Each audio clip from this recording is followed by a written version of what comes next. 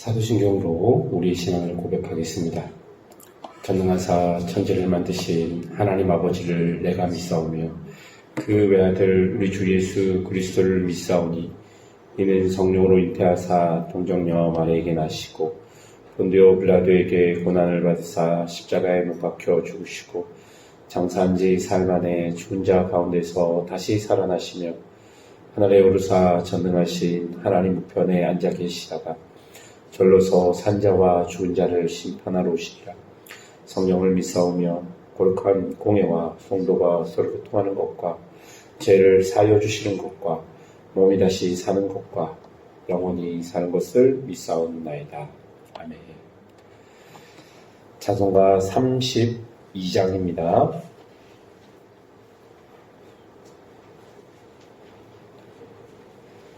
찬송 32장입니다.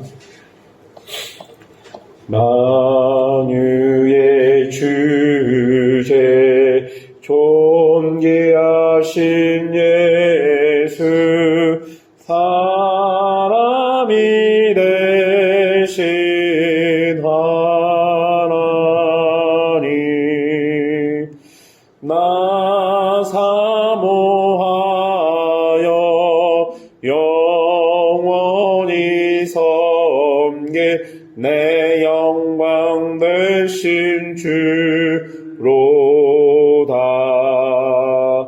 화려한 동산 무성한 저수목 아름답고 묘하라. 순절한 예수 더 아름다워 봄 같은 기쁨 주시네. 광명한 해와 명랑한 저 달빛 수많은 별들 빛나 주 예수 빛은 더 찬란하여 참 비교할 수 없도다.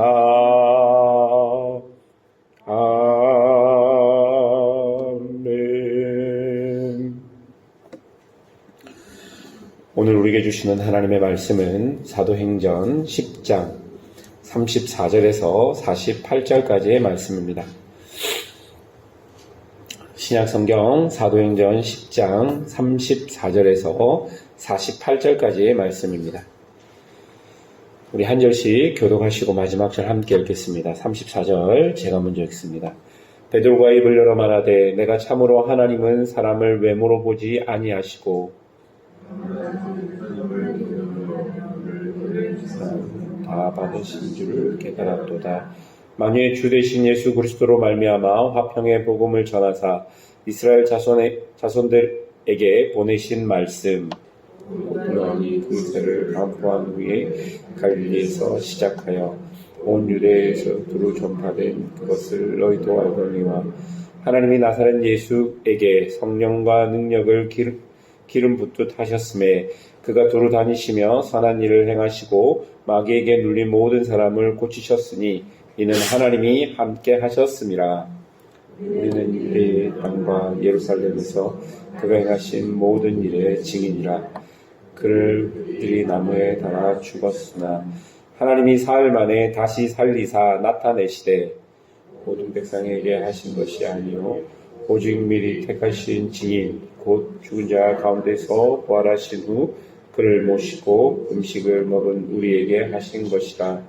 우리에게 명하사 백성에게 전도하되 하나님이 살아있는 자와 죽은 자의 재판장으로 정하신 자가 곧 이 사람인 것을 증언하게 하셨고 그에 대하여 모든 선지자들도 증언하되 그를 믿는 사람들이 다 그의 이름을 힘입어 제사함을 받았다니라. 베드로가 이 말을 할 때에 성령이 말씀 듣는 모든 사람에게 내려오시니 이렇게 온 할례 받은 신자들이 이방인들에게 성령을 부어주심으로 말미암아 놀라니 이는 방언을 말하며 하나님 높임을 들음이러라. 이에 베드로가 이르되 이 사람이 우리와 같이 성령을 받았으니 누가 능히 물로 세례를 베품을 금하리요 하고 함께 읽겠습니다. 명하여 예수 그리스도의 이름으로 세례를 베풀라 하니 그들이 베드로에게 며칠 더 머물기를 청하니라. 아멘. 고넬료의 상황을 다 들은 베드로는 그동안 자신과 유대인들이 가지고 있었던 관습적이고 혈통적이었던 편견을 다윗의 고백을 통해 잘못되었음을 인정합니다. 34절 중반에 보니까 하나님은 사람을 외모로 보지 아니하시고 라고 고백하는 것을 볼 수 있습니다. 이제 예수님의 십자가의 죽으심과 부활하심으로 하나님께 나아가는 길은 혈통이나 율법이나 관습을 넘어서 오직 예수님만인 것을 우리에게 본문은 보여주고 있습니다. 헬라인도 로마인도 군인도 사회적인 약자도 그 누구도 외적 조건으로 복음을 받지 못하는 사람은 없다는 것이죠. 이것은 그 시대뿐만 아니라 작금의 교회도 마찬가지로 적용되는 내용입니다. 교회는 조건이 맞는 사람이 오는 것이 아니라 예수님을 알아서 하나님께 나아가는 사람들이 모인 곳이어야 합니다. 기본적으로 그런 마음가짐이 있다면 인종과 성별과 학벌과 재산의 유무 등은 아무것도 상관없이 우리는 함께 예수 그리스도 안에서 교회 공동체로 살아갈 수 있는 것입니다. 하지만 우리의 태도와 마음, 자세는 준비되어야 합니다. 35절을 보십시오. 각 나라 중에 하나님을 경외하며 의를 행하는 사람은 다 받으시는 줄 깨달았도다 라고 이야기합니다. 여러분, 고넬료도 하나님을 경외하는 마음이 있었고 구제를 행하던 사람입니다. 즉 이미 하나님의 말씀이 그 속에서 역사하고 있었던 것을 우리에게 보여줍니다. 그런 고넬료에게 베드로는 36절부터 43절까지를 통해서 복음을 증거합니다. 여러분, 본문에 나오는 복음의 핵심이 무엇입니까? 여러분 쭉 읽어보면요, 이 복음이라고 말하는 이 말씀의 핵심은 예수 그리스도의 삶인 것이죠. 그리고 그 예수 그리스도의 삶 중에서도 가장 중심에 있는 것은 예수님께서 십자가에 죽으시고 죽음에서 3일 만에 부활하신 사건이 가장 중심에 있는 것을 우리가 볼 수 있습니다. 베드로는 오로지 예수님만 증거합니다. 즉 예수님의 복음만 전파하게 되는 것이죠. 자신의 능력과 원함 등이 아니라 오직 예수님만이 중요했기 때문입니다. 왜냐하면 39절에 보니까 베드로가 이렇게 고백합니다. 우리는 모든 일의 증인이기 때문이다 라고 말합니다. 베드로는 자신이 증인이기에 본 것과 경험한 것만 말할 수밖에 없다라고 이야기하는 것이죠. 사랑하는 여러분, 이런 베드로의 모습이 교회와 성도의 모습이 되어야 하며 교회와 성도의 사명이 되어야 합니다. 여러분, 우리가 이 중국 땅에서 교회 공동체를 이루며 살아가는 이유는 무엇이겠습니까? 여러분, 매일 새벽 기도와 매주 수요, 금요, 주일 예배를 하는 이유는 무엇이겠습니까? 우리가 구역 모임을 하고 헌금을 하고 헌신을 하고 수고를 하고 열정을 쏟아내는 이유는 무엇입니까? 우리를 통하여 그리고 나를 통하여 이 땅에 또한 내 곁에 있는 저 사람들에게 복음이 전파되고 그로 인해서 회심하여 그 사람들이 천국 백성이 되도록 하기 위함이 아니겠습니까? 그렇다면 우리는 무엇을 해야 합니까? 베드로처럼 자신을 드러내기보다는, 나를 드러내기보다는, 교회를 드러내기보다는 오직 하나님께로 가는 유일한 길인 우리 구주 예수님만 드러내는 것이 우리의 삶의 이유와 목적이 되어야 하는 것입니다.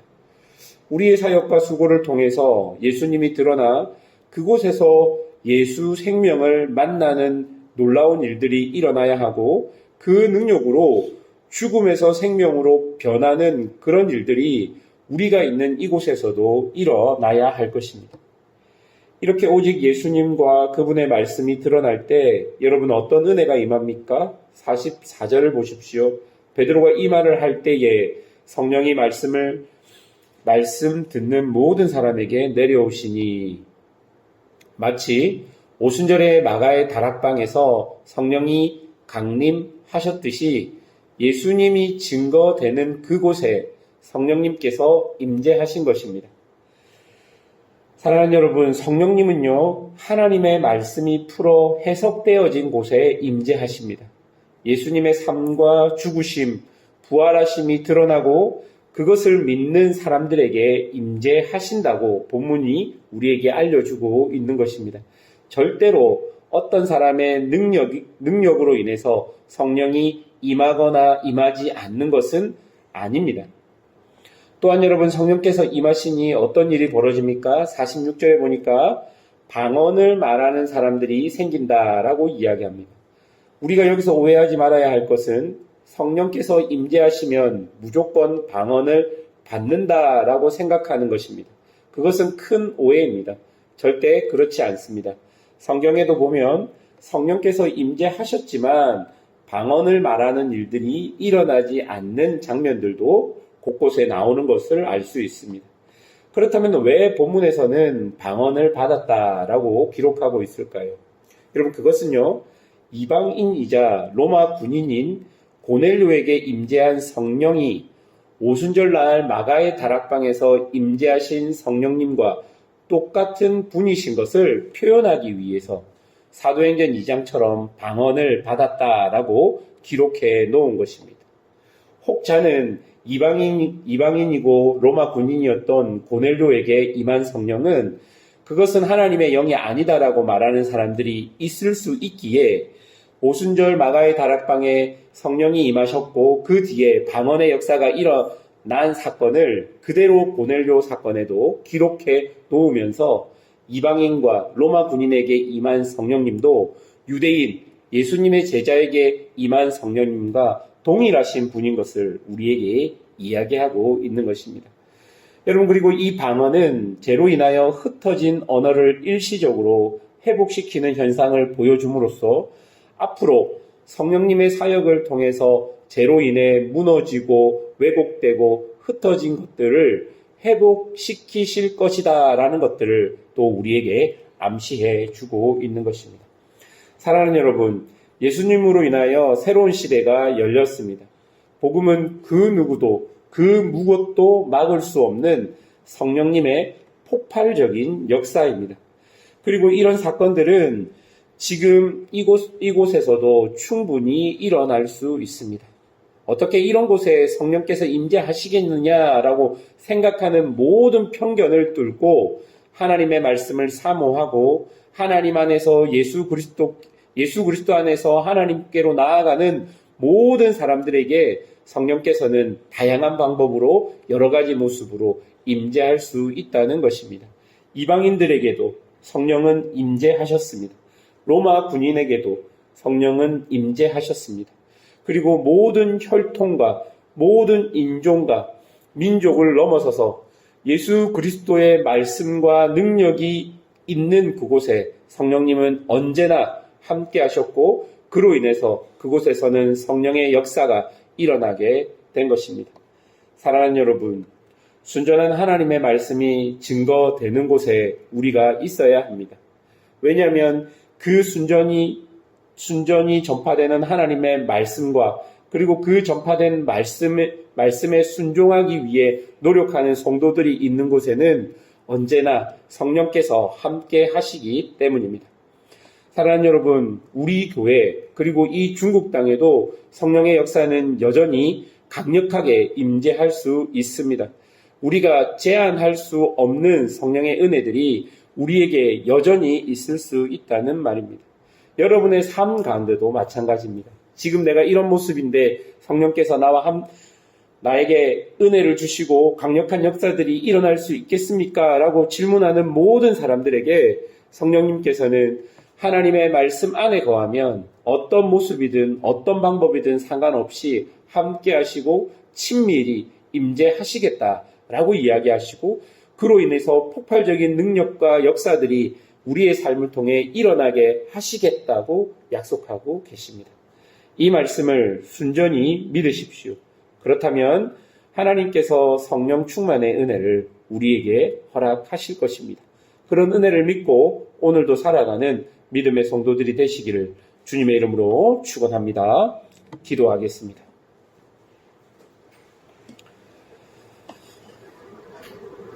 들었던 말씀을 기억하시면서 함께 기도할 때 성령의 역사는 제한이 없습니다. 하나님께서 하나님의 말씀이 있는 곳에 성령께서 함께 하시겠다고 약속하셨습니다. 우리 마음에 하나님의 말씀이 있다면 이제 성령께서 우리를 통해 역사할 일만 남겨져 있는 것입니다. 여러분, 성령의 은혜들을 기억하십시오. 성령의 역사들을 기억하십시오.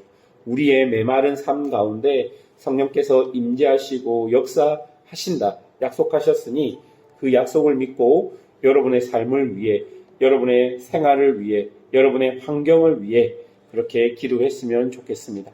교회를 위해서도 계속 기도해 주십시오. 교회가 성령의 은혜들이 일어나야 합니다. 성령의 은혜들이 일어날 때 헌신자들이 일어나고 회복된 역사들이 나타나게 됩니다. 여러분, 흩어진 마음들이 모여지기 위해서는 사람의 능력이 아닌 성령 하나님께서 각 사람의 마음을 움직여 주셔야 합니다. 우리에게 성령의 은혜가 필요합니다. 성령을 체험하고 성령의 충만을 받은 사람들이 교회의 영혼들을 섬기는 헌신자들로 일어나게 해달라고 우리 교회를 위해서 기도해 주셨으면 좋겠습니다. 교회 성도들을 위해서도 계속 기도해 주실 때 마음의 아픔과 육신의 연약함이 있는 성도들, 그리고 우리 자녀들을 위해서도 기도해 주십시오. 우리 자녀들이 회심의 역사들이 일어나게 해달라고. 그리고 우리 고3 학생들을 위해서도 여전히 기도해 주십시오. 그리고 이 땅을 위해서도 기도합시다. 성령의 놀라운 역사가 이곳 가운데도 임재하셔서 정말로 묶이고 어둡고 자유하지 못한 모든 것들이 회복되는 은혜들이 있게 해달라고 우리가 그렇게 기도했으면 좋겠습니다. 우리 그런 기도 제목으로 주님 앞에 나가도록 하겠습니다.